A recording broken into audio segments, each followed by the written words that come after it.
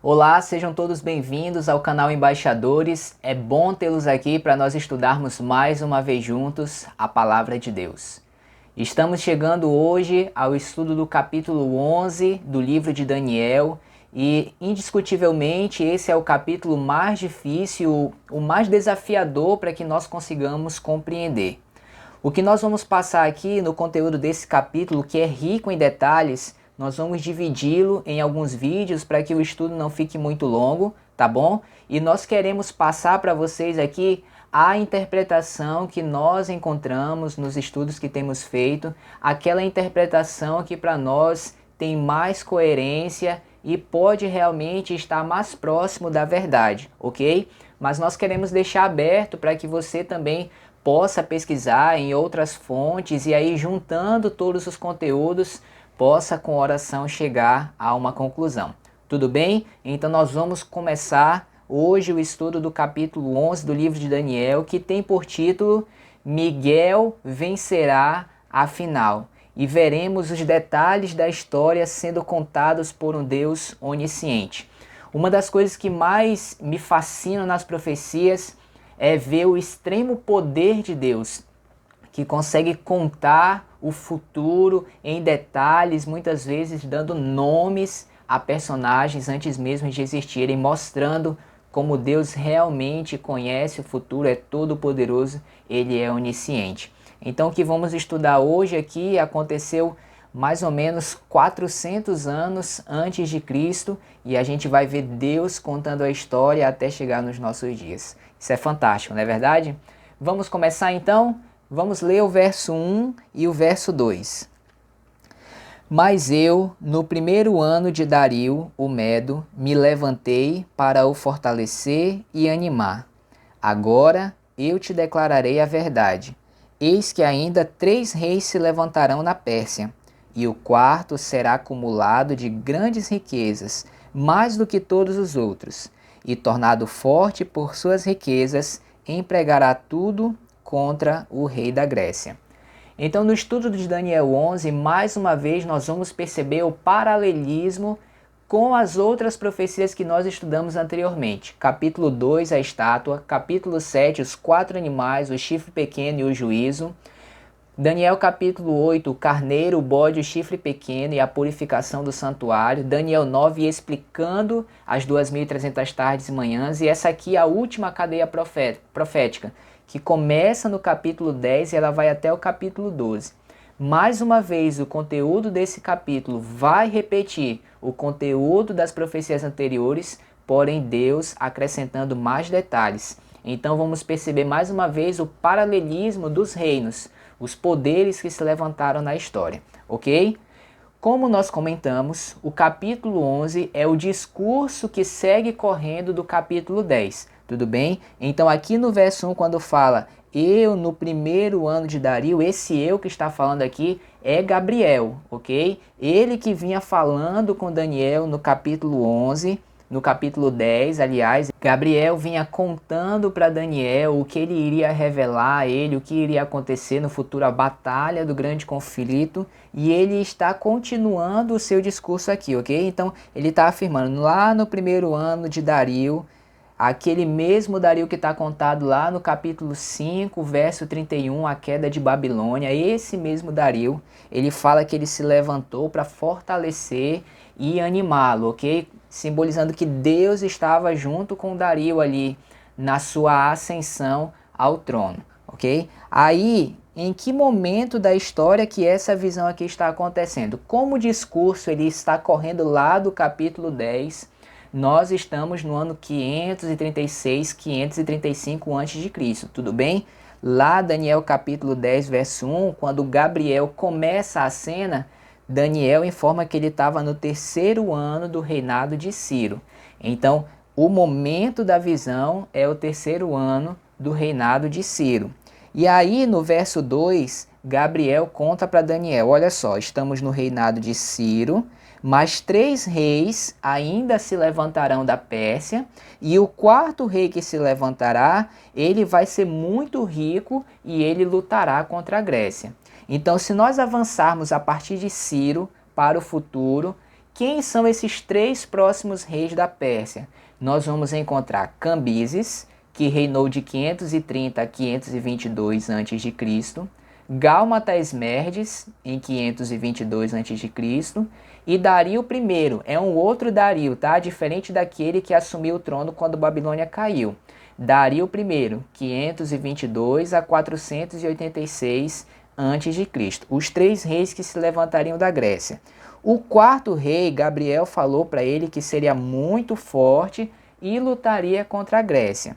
Então o 4º rei aí na linha de sucessão foi o rei Xerxes, o rei Assuero, que reinou em 486 até 465 a.C. E curioso que Gabriel falou que esse rei ele seria muito forte, não é? Quando nós vamos lá no livro de Ester, porque esse 4º rei aí que seria rico, o rei Xerxes, Assuero, é o mesmo rei que é mencionado lá no livro de Ester. E aí a profecia diz que ele seria muito rico, não é? Então quando a gente lê lá o livro de Ester, no capítulo 1, é fácil a gente perceber isso. Veja o que diz o verso 4.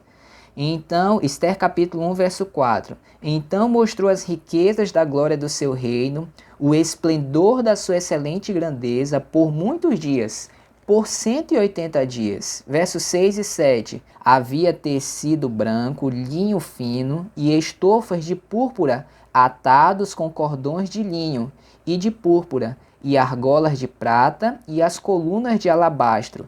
A armação dos leitos era de ouro e de prata, sobre um pavimento de pórforo, de mármore, de alabastro e de pedras preciosas. Dava-se-lhes de beber em vasos de ouro, vasos de várias espécies, e havia muito vinho real, graças à generosidade do rei. Então é fácil nós percebermos aqui realmente o quanto o rei Xerxes, né, o 4º rei aqui da Pérsia, ele era muito rico. Havia ouro por todo lado, ele mostrava a sua riqueza por muitos dias, era realmente um rei muito rico. E aí a profecia de Daniel 11 fala que ele lutaria contra a Grécia. Então olha só, a história nos conta que ele chegou a vencer a Grécia na batalha de Termópilas, ok? Mas ele foi derrotado em Salamina no ano 480 a.C. Lutou contra a Grécia, mas foi derrotado. E aí vem para nós a continuação da visão, em Daniel capítulo 11, verso 3 e 4. Depois desse 4º rei, o que aconteceria? O Gabriel falou assim: depois se levantará um rei poderoso, que reinará com grande domínio e fará o que lhe aprouver. Mas no auge do seu reino será quebrado e repartido para os 4 ventos do céu, mas não para a sua posteridade, nem tampouco segundo o poder com que reinou, porque o seu reino será arrancado e passará a outros fora dos seus descendentes. Se você está bem ligado aí nos estudos anteriores que nós fizemos, você deve ter aí uma pista na sua mente de quem é esse rei poderoso que se levanta. Esse rei da Grécia que se levanta aqui é Alexandre, ok? Um rei poderoso. Veja como a descrição aqui é similar ao que a gente encontra nas profecias anteriores. O verso 4. No auge do seu reino será quebrado e repartido para os 4 ventos dos céus.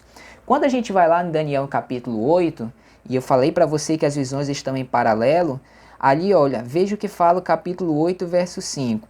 Estando eu observando, eis que um bode vinha do ocidente sobre toda a terra sem tocar o chão.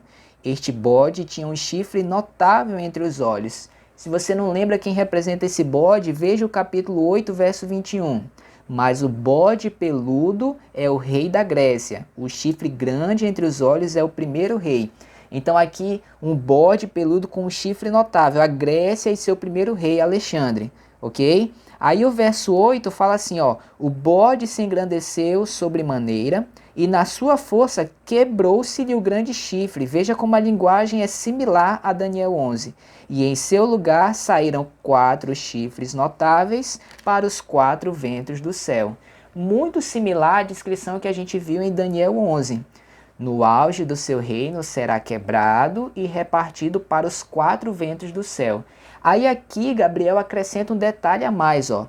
Mas não para a sua posteridade, e nem segundo o poder com que reinou. Ou seja, depois que esse reino fosse dividido em 4 partes, não seria para sua posteridade. E aqui Gabriel acrescenta que ele seria passado a outro fora dos seus descendentes. Olha só, a história da Grécia conta que foi exatamente isso que aconteceu. Quando Alexandre morre, quem assume o seu reino são os seus 4 generais. E aí Gabriel é detalhista, né? Não passa para os seus descendentes.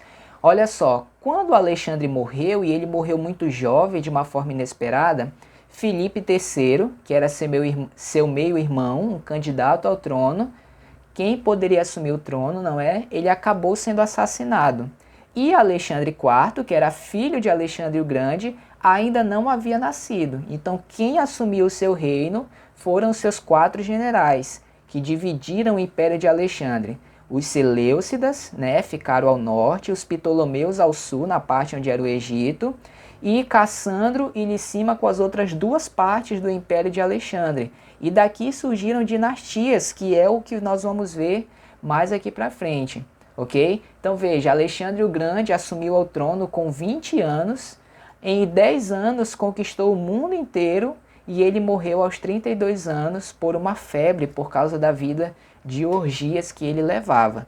E então começa a surgir dinastias que descenderam do reino de Alexandre, especialmente os Seleucidas ao norte e os Ptolomeus ao sul, na região do Egito, ok? E agora o capítulo 11 vai falar bastante sobre eles, rei do norte e rei do sul. Vamos ler o verso 5. O rei do sul será forte, como também um de seus príncipes. Este será mais forte do que ele, e reinará, e será grande o seu domínio. Então vamos começar a entender essa história aqui. O rei do sul, o primeiro que assumiu lá o sul, foi Ptolomeu, ok? Aí ele fala que um de seus príncipes seria forte. Esse um de seus príncipes é identificado como sendo Seleuco Nicanor.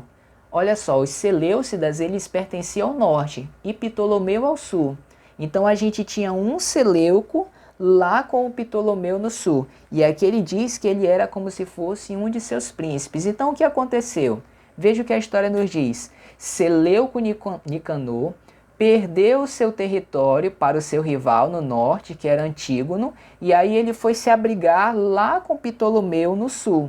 Mas a profecia diz que ele seria mais forte do que ele, mais forte do que Ptolomeu. Então olha só, a história nos conta que Seleuco, ele recuperou o seu território, que ele tinha perdido no norte, com a ajuda de Ptolomeu, e ele se tornou mais poderoso do que ele. A profecia fala que ele teria um grande domínio. E aí Seleuco Nicanor é considerado o maior rei que teve no Império Grego aí, ou no resquício desse império, depois da morte de Alexandre, ok? Aí nós vamos para o verso 6 agora. Mas, ao cabo de anos, eles se aliarão um com o outro. Norte e sul, como seria isso? A filha do rei do sul casará com o rei do norte, para estabelecer a concórdia ou a paz. Ela, a filha do rei do sul, porém, não conservará a força do seu braço, isso não daria certo. Ela não permanecerá, nem o seu braço, porque ela será entregue, e bem assim os que a trouxeram, e seu pai, e o que a tomou por sua naqueles tempos. Então olha só o que acontece aqui, ó. A história de um verso para o outro, ela avança 35 anos na história, para chegar a esse momento de aliança entre os 2 reinos. Então o que aconteceu? A filha de Ptolomeu II, lá do sul, Berenice, casou-se com o Antíoco II. Esse Antíoco é o neto do Seleuco Nicanor, aquele príncipe poderoso do verso anterior. Eles se casaram, ok? Só que tinha um problema. Antíoco II ele era casado já com uma mulher chamada Laodice. Então, para tentar estabelecer a paz, ele expulsou a sua esposa e os seus filhos, ok? Para ele se casar com Berenice. Só que a profecia diz que isso não daria certo. Então, o que aconteceu? Depois que o pai de Berenice morreu, Ptolomeu II, Antíoco expulsou Berenice e ele decidiu reatar com a ex-mulher dele, Laodice. Parece até coisa de novela. Aí a Laodice, que retornou para o palácio, não confiou muito no esposo, né? E aí o que ela fez? Envenenou seu marido, mandou matar Berenice, matou o seu filho. Aqui quando a profecia fala do braço da mulher, né, o braço da filha do rei do sul, está se referindo ao seu descendente, o filho dela que também morreu. E aí ela matou todos os servos da Berenice também. E aí ela passou a reinar junto com o seu filho, que foi Seleuco Calínico. Ele passa a assumir o trono, ok? Veja como era a briga intensa por poder na época, não é? Vamos ler o verso 7 agora. Ele está seguindo o texto, ó. Mas de um renovo da linhagem dela quem? A Berenice, a filha do rei do sul. No renovo da linhagem dela, um se levantará em seu lugar e avançará contra o exército do rei do norte e entrará na sua fortaleza e agirá contra eles e prevalecerá. Também aos seus deuses, com a multidão das suas imagens fundidas, com os seus objetos preciosos de prata e de ouro, levará como despojo para o Egito. Por alguns anos, ele deixará em paz o rei do norte, mas depois este avançará contra o reino do rei do sul e tornará para a sua terra. Vamos compreender um pouco mais aqui o que acontece nesse momento. Então, a Bíblia fala aqui no verso 7 que um renovo, um descendente, um parente, alguém que brotasse da família de Berenice, iria contra o rei do norte para se vingar. Então o que aconteceu? Olha só, Ptolomeu III, irmão de Berenice, vingou a morte de sua irmã, ok? Venceu o Seleuco Calínico, que foi o menino que assumiu o trono lá, e venceu a sua mãe. E aí a Bíblia fala que ele levaria despojos, né, para o Egito, deuses de volta ao Egito. Então, quando ele retornou para o Egito, ele trouxe os deuses que Cambises havia levado há muito tempo atrás para o norte. Quando ele vence o norte, ele volta para o Egito trazendo esses deuses. E aí ele recebe o nome de Evérgeta pelos egípcios, que significa benfeitor, porque ele tinha trazido esses deuses de volta para ele. Ok? Aí a Bíblia fala que ele deixaria em paz o rei do norte, ou seja, ele não fez mais nenhuma invertida contra o norte, mas o norte viria contra ele em algum momento, ok? É o que fala o verso 9. Ele avançaria contra o rei do sul, mas tornaria para a sua terra. Então, depois que Evérgeta volta para o sul, o norte tenta atacá-lo, porque os seleucos lá se restabeleceram, assumiram poder, vão contra o sul para tentar destruí-los, mas não obtêm sucesso, e aí eles acabam retornando para a sua terra. Vamos ler o verso 10. Os seus filhos, ou seja, os filhos do norte, do rei do norte, farão guerra e reunirão numerosas forças. Um desses filhos, virá apressadamente, arrasará tudo e passará adiante, e voltando à guerra, a levará até a fortaleza do rei do sul. Então, quem são esses filhos aqui do norte que aparecem nesse momento no verso 10? São os filhos de Seleuco Calínico, que se juntaram para atacar o sul. Eram dois filhos, Seleuco Caraúno e Antíoco Magno. Só que Gabriel destacou aqui que um deles viria apressadamente. Então olha só como a história é interessante, ó. Antíoco Magno, ele tinha mais afinidade para a guerra do que o seu irmão. E aí o seu irmão acabou sendo envenenado pelos seus generais, ok? E aí Antíoco Magno passa a assumir o poder. E a Bíblia diz que ele arrasaria tudo. Então ele consegue a vingança contra o rei do sul, que era Nicolau, na época o general egípcio. Então depois que Magno conseguiu essa vitória contra o rei do sul, foi negociado um período de paz entre os dois reinos que durou 14 anos. Só que a Bíblia fala que ele voltaria à guerra, ou seja, depois que passou esse período de paz, ele novamente partiu para atacar o Egito, ok? Vamos ver o que aconteceu, verso 11 e 12. O verso 10 termina dizendo que ele voltaria à guerra e levaria ela até a fortaleza do rei do sul. E então começa o verso 11. Então o rei do sul, se exasperará, sairá e pelejará contra ele, contra o rei do norte. O rei do norte, porá em campo grande multidão, mas a sua multidão será entregue nas mãos daquele. A multidão será levada, e o coração dele, do rei do sul, se exaltará. Ele derribará miríades, muitas pessoas, mas não prevaleceria. Vamos entender mais esse capítulo aqui da história. Então, este rei do sul aí, que a Bíblia está falando, é Ptolomeu Filopater, filho do Evérgeta, aquele benfeitor que trouxe os deuses, né, de volta para o Egito. Aí ele fala assim, ó, ele sairia para pelejar contra o rei do norte, e o rei do norte ia pôr uma grande multidão em campo, mas não venceria.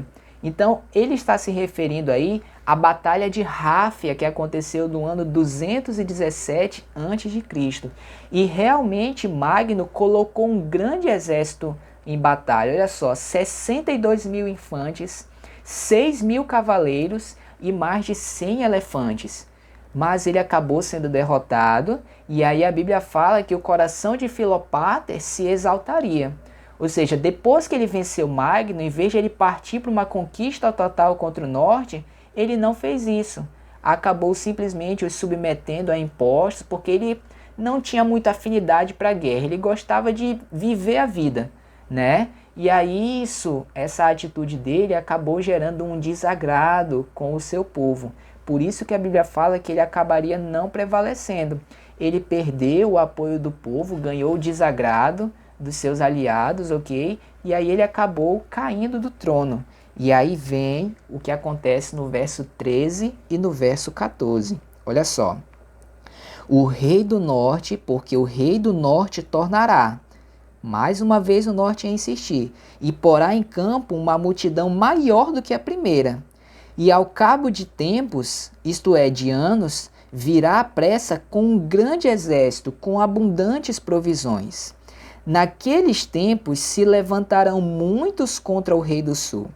Também os dados à violência dentre o teu povo se levantarão, para cumprirem a profecia, mas cairão. Olha só que coisa interessante, não é? O rei do norte ia vir, agora com o exército maior, muitos iam se levantar contra o rei do sul, e os dados à violência também se levantariam, porque a profecia contava que isso iria acontecer.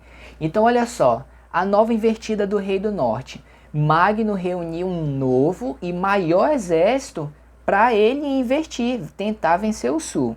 Filopater, aquele que o tinha vencido anteriormente, morreu pouco tempo depois da vitória inicial sobre Magno, e ele acabou deixando o seu filho no trono, Ptolomeu Epifanes, que tinha apenas 5 anos de idade. E um rei dessa idade em um trono de um reino poderoso é um prato cheio para que esse reino seja derrotado, ok? É por isso que a profecia fala que muitos se levantariam contra o sul. Não só Magno, o rei do norte, tentou e venceu o sul, mas outros reinos também quiseram conquistar o Egito por causa dessa criança que estava no trono. Só que aí a profecia introduz um outro elemento. Ela fala que os dados à violência, eles se levantariam. Esses dados à violência aqui, dentre o povo que se levantariam, é uma referência à Roma pagã. A partir desse verso, nós entramos no processo de transição dos resquícios do Império Grego para o aparecimento de Roma no cenário mundial, ok? Mas não é assim, de uma hora para outra. É um processo gradual, ok? Vem aparecendo aos poucos e ganhando hegemonia aos poucos. Mas aqui é a primeira referência a Roma. E por que eles aparecem aqui? Porque Roma, o pequeno povoado de Roma, eles tinham um acordo com Filopater, ok? O pai da criança lá, para eles cuidarem do filho dele. Então o sul não foi totalmente destruído nessa época, porque os romanos estavam lá cuidando dessa criança e protegendo o território. Como nós sabemos que esses dados à violência aqui é uma referência a Roma? Pelo paralelismo que nós encontramos nas visões anteriores. Nós vamos ver aqui agora como sempre a referência a Roma era uma referência a um povo esmagador, destruidor, um povo violento. Por exemplo, veja Daniel capítulo 2, o sonho da estátua, o verso 40, quando fala das pernas de ferro. Ele fala assim, ó, o quarto reino será forte como ferro, pois o ferro o quê? A tudo quebra e esmiuça. Como o ferro quebra todas as coisas, assim ele fará em pedaços e esmiuçará. Daniel capítulo 7 agora, o sonho dos 4 animais. A referência ao quarto animal, que representava Roma, verso 7. Depois disso eu continuava olhando nas visões da noite, e eis aqui o quarto animal, terrível, espantoso e sobremodo forte, o qual tinha grandes dentes de ferro. Agora veja, ó, ele devorava e fazia em pedaços, pisava aos pés o que sobejava. Era diferente de todos os animais que apareceram antes dele e tinha 10 chifres. Então sempre um poder representado de uma forma muito violenta, esmagadora. Verso 23 de Daniel 7. Então ele disse, o quarto animal será um quarto reino na terra, o qual será diferente de todos os outros reinos, e devorará toda a terra, e pisará os pés, e a fará em pedaços. Então a gente sempre percebe essa descrição da profecia quando vai se referir a Roma. Um reino esmagador, muito violento, ok? Então aqui no verso 14 de Daniel 11, esses dados à violência que se levantam é uma referência a Roma, ok? A Roma pagã, que estava começando a surgir no cenário mundial. Então olha só, Marco Lépido foi nomeado por Roma para cuidar daquele rei lá de 5 anos que estava no trono. E a partir daí, Roma começou a ganhar respeito no cenário mundial. Ela começou a mostrar realmente o seu poderio.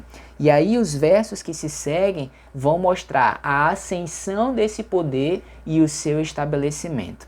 Ok? Nós vamos parar aqui no estudo de hoje.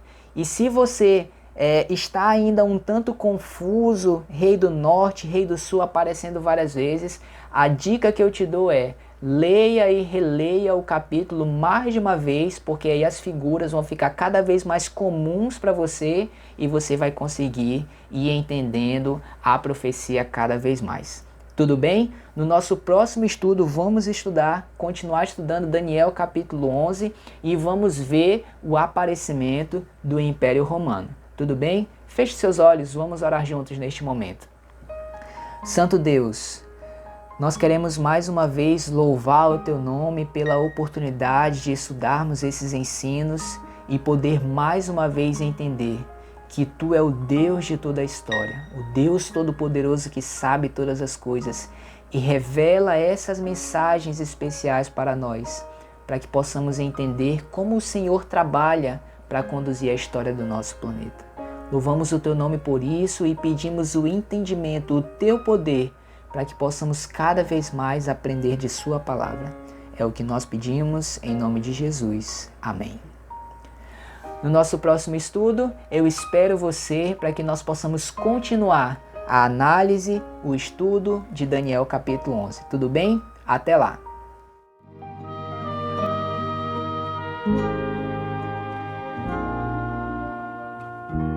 Cada dia posso ver, perceber em